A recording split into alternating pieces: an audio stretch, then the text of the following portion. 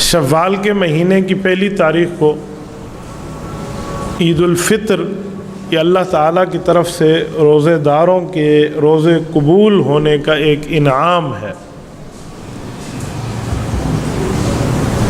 और इस ईद उल फितर के साथ दूसरी फजीलत माह शव्वालुल मुकर्रम की वो है 6 रोज़े। उनके बाद शव्वाल के 6 रोज़े रख दिए तो पूरे साल के रोज़ों का सवाब इस शख्स को मिलेगा। ये शव्वाल की दूसरी फजीलत है। तो पूरे साल के रोज़े इन 6 रोज़ों की बुनियाद पे कैसे मिलते हैं? दरअसल कुरान करीम को समझने की ज़रूरत है। कुरान करीम में है कि एक नेकी का बदला 10 गुना मिलता है। मन जाअ बिल हसनति फलहु अशरु अमसालिहा, एक नेकी करेंगे आपको 10 गुना सवाब है। यानी हम जुमा की नमाज़ पढ़ रहे हैं तो हम एक नमाज़ पढ़ी है, अल्लाह की रहमत की वजह से हमें 10 जुमे पढ़ने का सवाब है। हर नेकी पर 10 गुना है। तो रमज़ानुल मुबारक का 1 महीना और शव्वाल के 6 दिन, ये 36 दिन बनते हैं। और चाँद के एतबार से साल 360 दिनों का बनता है। तो 36 रोज़े हैं, 10 के साथ ज़रब दें तो 360 बनता है। तो पूरे साल के रोज़ों का सवाब बन जाएगा। क्या हर रोज़े का सवाब 10 गुना। ये शव्वालुल मुकर्रम की दूसरी फजीलत है। तीसरी फजीलत शव्वालुल मुकर्रम की वो ये है कि इस महीने के अंदर नबी पाक सल्लल्लाहु अलैहि वसल्लम ने रमज़ानुल मुबारक के एतिकाफ़ की क़ज़ा फरमाई थी। एक मरतबा रमज़ान में आप अलैहिस्सलातु वस्सलाम ने एतिकाफ़ का इरादा किया, बाज़ वजूहात की बुनियाद पे ना हो सका। ये इब्न माजा में हज़रत आयशा रज़ी अल्लाह अन्हा की हदीस है। तो नबी पाक अलैहिस्सलातु वस्सलाम ने रमज़ान के एतिकाफ़ की क़ज़ा शव्वाल के महीने में की। तो ये तीसरी फजीलत इस महीने की है। चौथी फजीलत कि उम्मुल मुमिनीन सैयदा कायनात हज़रत अम्मा जान आयशा रज़ी अल्लाह ताला अन्हा का निकाह और रुख़्सती भी इसी महीने में हुई है। हज़रत अम्मा जान आयशा की रुख़्सती और निकाह से पहले लोग इस महीने को मनहूस महीना समझते थे और इसमें अपनी बच्चियों की शादी नहीं करते थे। वो समझते कि इस माह में जिसकी शादी हो जाए वो तलाक पर ही नतीजा पहुंचता है, वो निभा नहीं हो सकता, वो उनका आपस में गुज़र बसर नहीं हो सकता। इस बुनियाद पर इस महीने में शादी को अवॉइड करते। नबी पाक सल्लल्लाहु अलैहि वसल्लम ने निकाह भी इस महीने में फरमाया और रुख़्सती भी इसी महीने में फरमाई। तो अम्मा जान आयशा रज़ी अल्लाह ताला अन्हा फरमाती हैं कि मुझसे ज़्यादा खुश कायनात की औरत आपको कहाँ मिलेगी, जो सिद्दीक़ की बेटी है और नबी की बीवी है, और नबी की बीवी बनने के बाद अपने वालिद की भी माँ के दर्जे पे फायज़ हो गई है। उम्मुल मुमिनीन है तो बाप भी तो मोमिन है ना। यानी इतना बड़ा मकाम और मर्तबा हज़रत अम्मा जान आयशा रज़ी अल्लाह अन्हा का। बल्कि उलमा ने लिखा है कि इसी महीने में शादी करना मुस्तहब और कार सवाब है। एक वजह तो नबी पाक सल्लल्लाहु अलैहि वसल्लम का इत्तिबा है, और दूसरी वजह उस मनहूस नज़रिए पर रद्द है कि जो समझते हैं इस महीने में शादी करने में ये मामला हो जाएगा और वो हो जाएगा, उलट पुलट हो जाएगा। इस्लाम में इस तसव्वुर को तस्लीम नहीं किया गया कि फ़लाँ दिन में निकाह हो गया, फ़लाँ रात में निकाह हो गया, फ़लाँ महीने में निकाह हो गया, फ़लाँ वक़्त में निकाह हो गया तो तलाक हो जाएगी। ये नज़रिया इस्लामी नज़रिया नहीं है, शरीयत का नज़रिया ये नहीं है। तलाक हो भी सकती है, नहीं भी हो सकती, वो अपने मामलात पर मुनहसिर है, किसी महीने और किसी दिन पर मुनहसिर नहीं है। मैं एक जुमला कहने लगा हूँ, ज़रा तवज्जो सुनना। बाज़ औक़ात तलाक बहुत नुकसानदेह चीज़ होती है और बाज़ औक़ात दोनों के लिए फ़ायदा मंद साबित होती है। हम हर वक्त एक ही रस्सी से दोनों को बांधना और एक ही लाठी से दोनों को हाँकना शुरू कर देते हैं, ऐसा नहीं है। तलाक बाज़ औक़ात नुकसानदेह है लेकिन कभी फ़ायदा मंद भी है।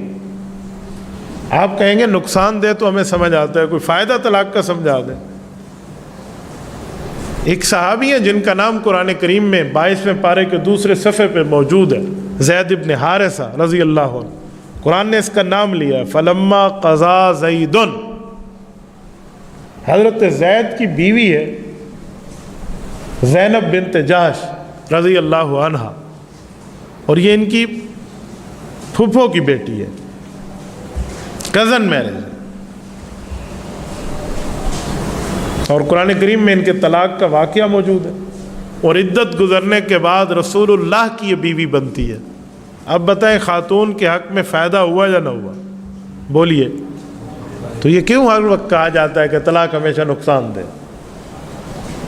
طلاق کے ماحول کو دیکھا جائے گا، طلاق کے ماحول کو پرکھا جائے گا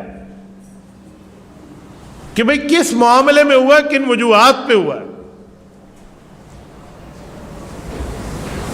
مجھے ایک بات بتائیں، دو بندے آپس میں ہمیشہ لڑتے رہیں، اللہ کی حدود پامال ہوتی جا رہی ہو، اور انہیں کہ نا بابا آپ نے طلاق نہیں دینی، اللہ کا عرش ہل جائے گا. جو لڑائی کر رہے ہیں، روزانہ فساد چل رہا ہے، ایک دوسرے میں مار کٹائی چل رہی ہے، اللہ کے حدود کو پامال کیا جا رہا ہے،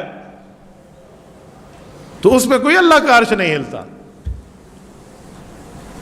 ہاں، بغیر کسی وجہ کے ظلم کرتے ہوئے طلاق نہیں دینی چاہیے، جرم ہے، غلط ہے. لیکن اگر کوئی وجہ ہے، کوئی بیس ہے، اس میں کوئی اسلامی نظریہ متاثر ہو رہا ہے، تو طلاق میں دونوں کو فائدہ ہو جائے گا کہ اس گناہ سے اور اس لڑائی اور فساد سے بچ جائیں گے. ہمارے یہاں یہ سمجھا جاتا ہے کہ بچے ہیں اس لیے طلاق نہ ہو، لیکن مجھے بتائیں کوئی ایسی خناسیت بیوی کے یا خاوند کے دماغ میں موجود ہو جس کی وجہ سے بچے ہونے کے باوجود بھی اللہ کے حکم کو پامال کیا جا رہے ہوں، تو ہم صرف ایک بچوں کی وجہ سے اس گناہوں کو برداشت کر لیں گے؟ ایسا نہیں ہے.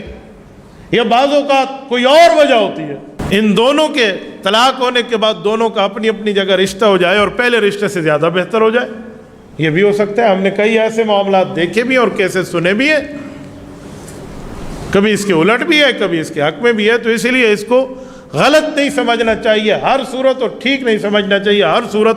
کچھ صورتیں ٹھیک ہیں، کچھ صورتیں غلط بھی ہو سکتی ہیں. تو شوال کے مہینے میں لوگ یہ سمجھتے تھے کہ اس میں طلاق ہو جاتی ہے، تو طلاق کا کوئی نظریہ اسلام میں ہوتا تو اماں جان عائشہ رضی اللہ عنہا کا کوئی معاملہ ہوتا. اماں عائشہ کا نکاح جو اللہ تعالیٰ نے آسمانوں پہ حضور پاک علیہ الصلوۃ والسلام سے کیا ہے، آپ کی اور میری پرنٹ تصویر حرام ہے، کیونکہ پرنٹ تصویر کو دنیا کے ہر مفتی نے حرام کہا ہے. جو پرنٹ ہے نا، چھپی ہوئی، اس کو کوئی حلال نہیں کہتا، یہ حرام ہے، ناجائز.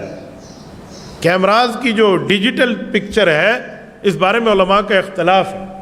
کچھ کہتے ہیں تصویر کے حق میں ہے، کچھ کہتے ہیں ہم اس کو دینی ضرورت کی وجہ سے استعمال کرتے ہیں، لیکن پرنٹ تصویر تو نہیں ہونی چاہیے نا.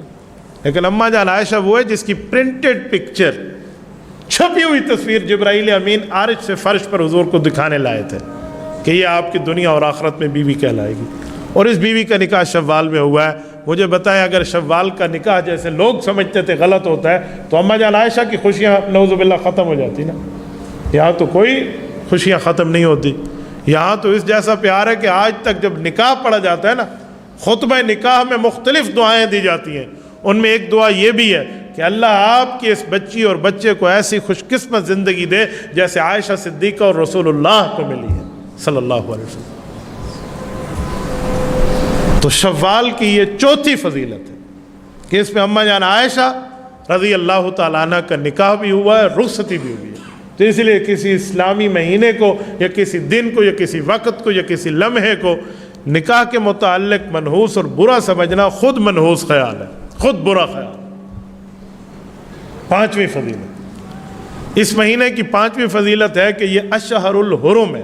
اشہر الحرم کا کیا معنی؟ اشہر الحج، اشہر الحرم اور ہے، یہ اشہر الحج ہے، یعنی حج کے مہینوں میں ایک مہینہ ہے.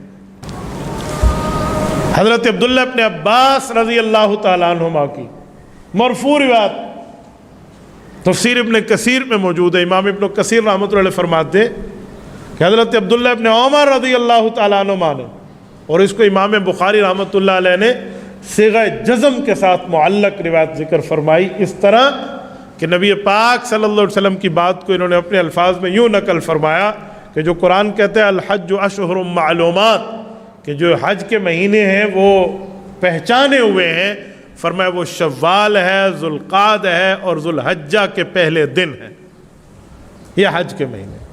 تو یہ پانچویں فضیلت ماہ شوال کی ہے، جس مہینے کو ہم عید والا مہینہ سمجھتے ہیں۔ اور حج کے متعلق میں ایک جملہ آپ کی خدمت میں مختصراً کہہ دیتا ہوں، میں حج پر انشاءاللہ تفصیلی گفتگو آئندہ یا اس سے آئندہ کسی جمعے پر آپ کی خدمت میں عرض کر لوں گا۔ مسلمانوں، اگر حج فرض ہے نا تو زندگی میں ایک مرتبہ حج کرنا آپ پہ لازم ہے، اگر آپ کے حالات حج فرض کے درجے میں لے جاتے۔ حج کے فرائض کے لیے کوئی خاص پیسے نہیں ہے، کوئی خاص سونا چاندی کی ملکیت نہیں ہے، بلکہ حج کے فرائض میں تین چیزیں۔ نمبر ایک، آنے جانے کا بندے کے پاس کرایہ موجود ہو۔ نمبر دو، جب تک حج میں رہے واپسی تک گھر والے کچھ کھاتے پیتے رہیں، بھوکے نہ مر جائیں، ان کے لیے کچھ انتظام کر کے جائے۔ نمبر تین، آنے جانے کا راستہ پرامن ہو۔ یہ تیسری شرط اس وقت لگائی جاتی تھی جب قافلے اونٹوں پہ سفر کرتے تھے اور راستوں میں مختلف قبائل کی آپس میں لڑائی فساد چپکلے چلا کرتی تھی، تو راستے پرامن نہیں ہوتے تھے، تو اسی لیے تیسری شرط لگا دی گئی تھی کہ راستہ پرامن ہو۔ الحمدللہ آج کل تو یہ کوئی معاملہ نہیں ہے، تو آج کل تو حج کی دو ہی شرطیں رہ گئی نا، راستہ تو پرامن ہے ہی، ایک حج کا سفر کے بندے کے پاس خرچ موجود ہو، دوسرا جتنے دن وہاں رہے گا واپسی گھر والوں کے پاس بھی کوئی کھانا پینا رہے۔ اگر کسی بندے کے پاس یہ وسعت موجود ہے تو زندگی میں ایک مرتبہ حج کرنا اس پر فرض ہے۔